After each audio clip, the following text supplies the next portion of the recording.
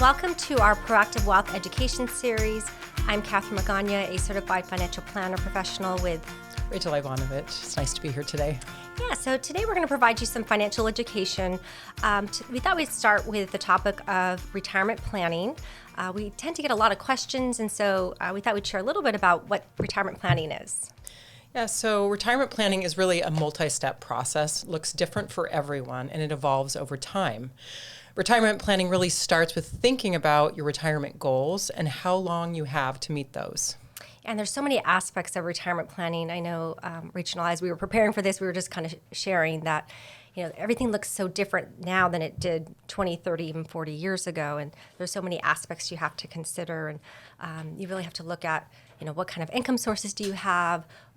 What are your goals? What is it that you want to do? And how much money do you need? And so we're going to cover a little bit more in depth today and go over a couple key questions that we typically get from some of our clients and other investors. And like you just said, it really does look different for different people. And you really have to look at what do you want to do in retirement? Because there might be also really different stages in retirement. There's the early retirement stage, then there's the middle part of your retirement, and then the end part as well. Yeah. So, and then also, do you want to travel a little bit more? Do you want to see family? I mean, we tend to find a lot of those that are already in retirement, perhaps they want to go do a family vacation, or they may want to buy a second home or travel a little more. So it just depends on what is it that you want to do and how are you going to get there? And one of the things that we also see often is that people, they want to start maybe a second business and they don't want to stay in the profession that they had for 40 years, but maybe they're not, it's not 100% retirement. So it really, really does, like you and I were talking about, looks different for everyone.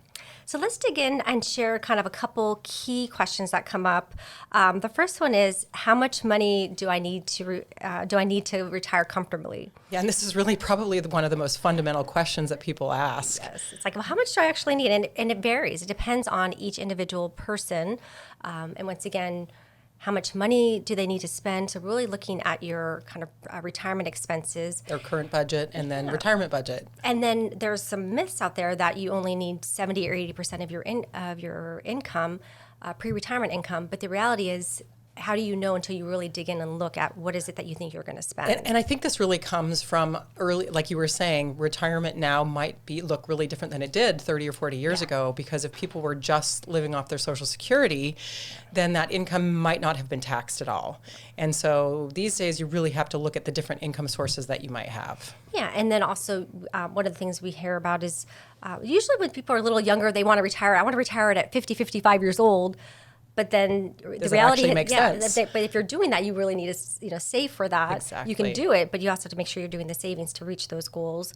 Or, we have some that maybe when they're reaching 55 or 60, now they say, I want to work till age 70 or 75. And then some people don't want to retire at all. They absolutely love what they do and they don't want to retire. Or like I said, maybe they want a second career. Yes. Or maybe they're only working part-time.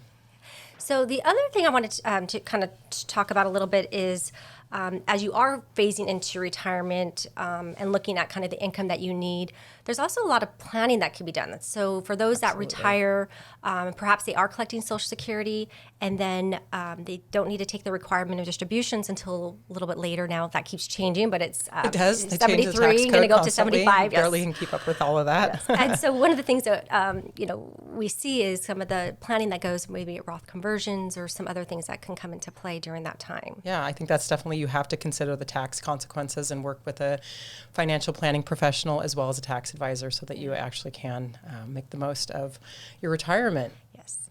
So another question we also get is, when should I start saving for retirement? That is a really good point. Get in the habit of saving early, of course. I was just talking to some clients just the other day about that. They called up and said, should I be putting money into a Roth? What about my children? Should I put money into a Roth IRA for my children as well? And I think that's a really good idea to get in the habit of saving and saving early, because that power of compound interest really, really is so powerful. Yeah. And then we also have the myths that, if you start late, you won't have enough. And the reality is not necessarily true. So if you are very intentional, and yes, maybe you didn't start in your 20s and 30s, which would have been great if you did, but if you didn't and you're starting a little bit later, one of the things that's out there's a lot of catch-ups in your retirement plans if you have them. Yes. So there are ways to make that time up. It's not as beneficial as if you didn't start earlier, but just know that there are opportunities to save Yeah, the government more. gives us a lot of options to save for retirement.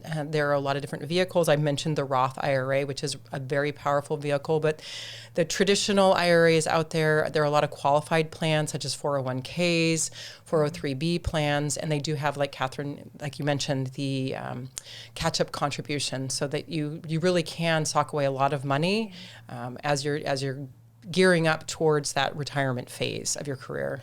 And it's important, I think we shared with it a little earlier, was, if you are planning to retire at a certain age and then you need the money to last, and if you only have Social Security and you don't have any other money to draw on, is that going to be enough for you to live and have your mortgage or your rents? And so I think that making sure that you have enough money set aside, and once again, it doesn't matter what age you are, going ahead and continuing to save. But also getting in the habit at every age and stage of looking at what are my expenses, what's my and having a written working budget is really key to having a successful retirement part of your life.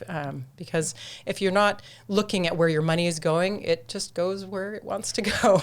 And it's interesting you say a budget, but lifestyle, or how are you living? Correct, what are your expenses? And it's interesting. It's all ages. I mean, I've met with people. They were 70, 80 years old, and we're revisiting what are their expenses. Exactly. Because the reality is, things once change. again, yes, and we do factor in inflation, and cost of things go up and change. Inflation is it's so key. You have to grow your money, but you also have to be looking at, am I investing it wisely, and am I going to be keeping up with inflation so that my money will last? And then also, what are your priorities? I mean, if you have a lot of money, is your goal to leave money to your family or your grandkids or your kids, or is your goal to spend it all? I mean, you just have to also look at what are your like we were saying, it looks different for everyone. Yes. Okay, so another question that comes up is, what should I invest in for retirement? And so having an investment strategy is definitely important. What's the purpose of the money? And we kind of touched on it earlier is, if you are retiring early, people are living now to age 90, 95 years old, or even 100. So once again, if you're retiring at, 55 or 60 years old and you live to 90, you still need about 30 years of money. Or even if you're retiring at 70 and you live to 90, you need 20 years. So once again, it's how is your money invested? And how is your money working for you to get the income that you need? And so it's definitely important to make sure you have the different types of investment strategies.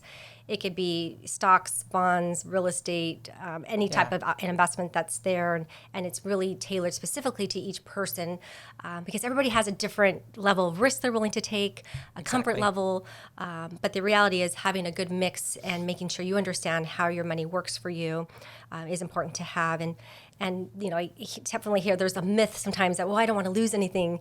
But the reality is, if you're not invested and you have to have enough to grow, and you need enough keep up with inflation, and you have to have it last for you. So those are just a couple things. Well, one of the other things that I often will see is making sure that people are looking at their money in terms of taxation. Yes. And potentially, especially as you're moving into a phase of retirement, because, so for instance, all of a sudden you're going to go on to Social Security potentially. Yes. You're going to have Medicare premiums that you have to pay. And one of the things that I'm often seeing is that people aren't planning carefully for this, and they'll get themselves into a trap, because what happens is your Medicare premiums are set at a certain cost, let's just say, but if you don't plan and all of a sudden you have a spike in your income, you have something called an IRMA, which is